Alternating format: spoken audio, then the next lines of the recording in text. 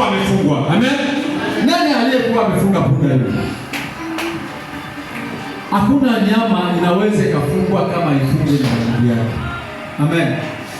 Ukaona mbuzi inafungiwa, seke kuku mtu ndugu yake mwenye nafunga ile mbuzi. Amen. Sijui kama mtu mmoja anasikia. Ukasikia wanakuloga. Ukasikia mlozi wa familia. Seke ya septemba mtu wa familia mwenye kuna tia Mungu yake pa. Jina la Bwana ni Kristo. Sijui kama kuna mtu ananisikiliza katika siku ya leo. Ninataka kusema hivi. Kristo aliambia wanafunzi ya kwamba enendeni katika kijiji kilicho mbali, mtakuta punda amefungwa. Yule punda wakati mtu anawauliza, mwambieni kwamba Bwana anawahitaji.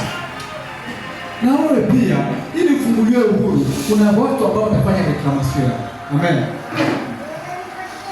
Ile punda ambayo imefungwa, familia ambazo zinatufunga. Ile kama iko shene za familia ambazo zinatufunga. Inafika wakati tunazaliwa katika familia ambayo watu hawana roho nzuri. Tunaishi katika makazi zetu, maana mtu yuko na familia ya kuzaliwa ya baba na mama, yuko na familia ya kazi, na yuko na familia ya kanisa. Jina la Bwana lipewe sifa. Inawezekana ni katika familia ya kazi kuna mtu anafunga wewe.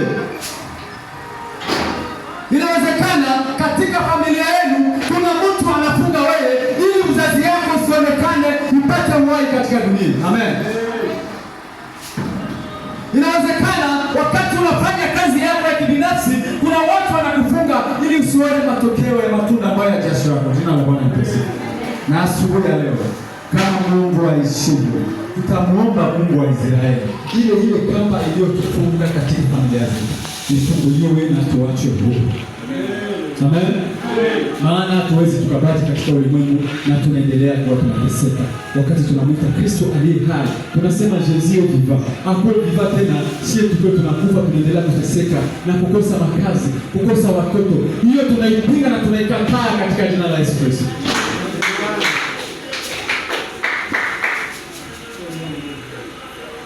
Wakati mwanadamu anaweza kuwa anapita katika mambo magumu, kuna muda anatafakari ya kwamba labda Kristo ameniacha. Kuna wakati mwanadamu anakuwa anachoka, anasema ya kwamba kwa hivyo nilikuwa nafanya hakuna wenye viko vinaresire. Inawezekana Kristo hayuko tena na mimi. Nataka nikwambie kwa siku ya leo kwamba kuna watu ambao wanatumwa kwenda kutufungua. Kama vile Kristo alivyotuma wanafunzi wake waende waifungue punda. Jina la Bwana lipewe. Amen. Amen. Amen. Amen. Wababa tuko pamoja. Wamama tuko pamoja.